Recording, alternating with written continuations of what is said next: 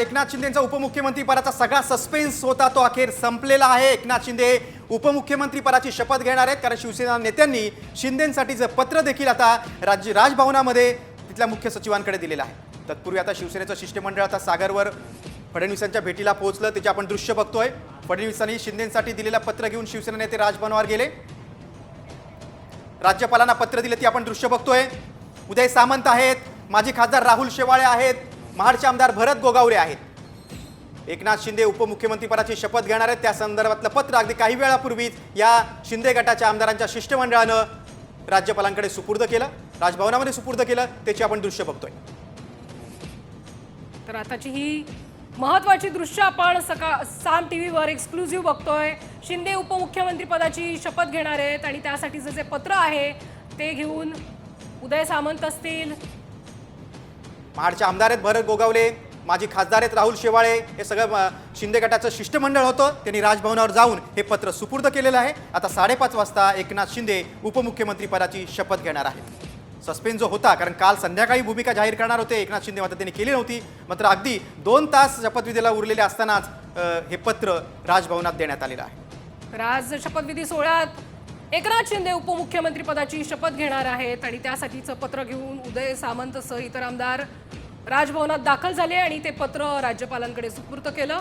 आणि शिवसेनेकडून अगदी शेवटच्या क्षणापर्यंत कुठेतरी दबावाचं राजकारण केलं गेलंय असं आपण म्हणू शकतो। आता गृहमंत्री पदाचं काय, हा देखील एक महत्त्वाचा मुद्दा आहे। त्याच्यावरचा क्लेम, त्याच्यावरचा दावा आता शिवसेना सोडणार का, ते देखील महत्त्वाचं आहे। नक्कीच, आणि शपथविधीनंतर मंत्रिमंडळाचा विस्तार कशा पद्धतीने असेल हे बघणं देखील महत्त्वाचं ठरणार आहे। पण आताची महत्त्वाची बातमी आपण बघतोय आणि आपण दुसऱ्या दृश्यामध्ये बघतोय की आझाद मैदानातील ही दृश्य आहेत। आझाद मैदानामध्ये आता राज्यभरातून अनेक जिल्ह्यातून कार्यकर्ते दाखल झालेले आहेत, तिन्ही पक्षाचे कार्यकर्ते आहेत। आपण मगाशी पाहिलं की अजित पवारांचे राष्ट्रवादीचे कार्यकर्ते होते, पुणे जिल्ह्यातून, सोलापूर जिल्ह्यातील, नाशिकमधून आलेले आहेत, अगदी विदर्भातून देखील कार्यकर्ते आलेले आहेत। तर आझाद मैदानावर जल्लोषाचं वातावरण आहे। काहींनी मोदींचे मुखवटे घातलेत, तर काही ठिकाणी एक है तो सेफ है असं नारा लिहिलेले टी शर्ट परिधान केलेले आहे। आणि या शपथविधी सोहळ्यात देखील मोदींचाच जलवा दिसतोय। अनेक जण मोदींचे मुखवटे घालून बसलेले आहेत आणि देवेंद्र फडणवीस कालच्या बैठकीत देखील बोलले होते की मोदी है, एक है तो सेफ है आणि मोदी है तो मुमकिन है।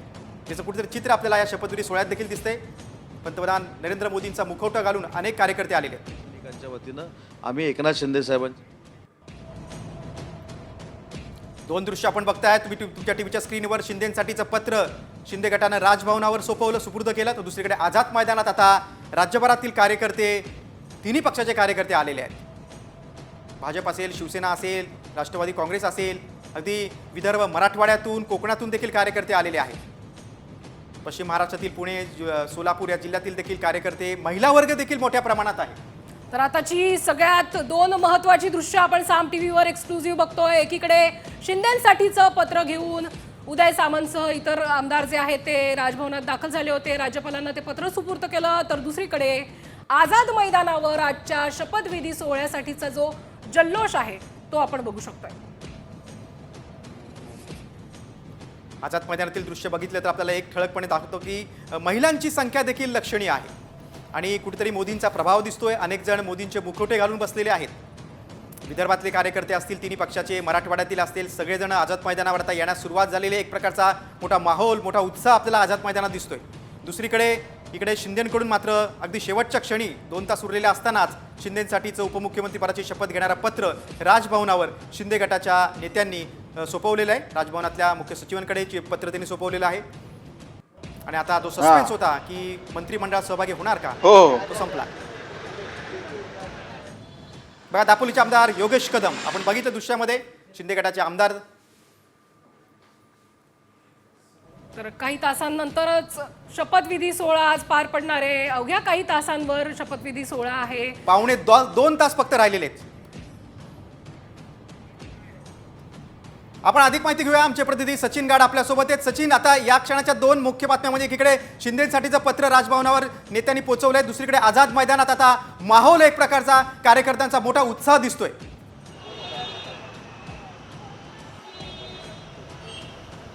नक्कीच आता अवघ्या काही तासांमध्ये देवेंद्र फडणवीस यांचा मुख्यमंत्रीपदी शपथविधी होणार आहे आणि त्यामधला सगळे जे विघ्न होते ते आता मिटलेले आहेत, कारण एकनाथ शिंदे यांनी उपमुख्यमंत्रीपदाची शपथ घेण्याचं अखेर मान्य केलेलं आहे. आताच जे शिंदे गटाचे नेते होते, उदय सामंत होते, भरत गोगावले होते, यांनी राज्यपालांना त्यांच्या उपस्थितीचं पत्र जे आहे ते आताच राजभवनावर जाऊन स्वतः दिलेलं आहे आणि आता उदय सामंत हे परतलेले देखील आहेत. आपण बघितलं आज दिवसभर एकनाथ शिंदे हे उपमुख्यमंत्री पदाची शपथ घेणार की नाही त्यावरून मोठा सस्पेन्स रंगला होता. अगदी शेवटच्या क्षणापर्यंत बैठकींचं सत्र सुरू होतं. शिंदे गटाच्या जवळजवळ सगळ्याच आमदारांनी वर्षा बंगल्यावर धाव घेत शिंदेचं मन वळवण्याचा त्यांनी प्रयत्न केला होता आणि त्यानंतर भाजपचे जे नेते आहेत गिरीश महाजन ते देखील वर्षा बंगल्यावरती दाखल झाले होते आणि यांच्या शिष्टाईला सगळ्यांच्या शिष्टाईला कुठेतरी यश आलेलं आपल्याला दिसून आलं आणि एकनाथ शिंदे यांनी अखेर उपमुख्यमंत्री पदाची शपथ घेण्याचं मान्य केलेलं आहे. अद्याप त्यांना यासाठी कोणकोणती खाती भाजपने देण्याचं मान्य केले त्याबद्दलचा सस्पेन्स अद्याप कायम आहे. मात्र एकनाथ शिंदे हे आता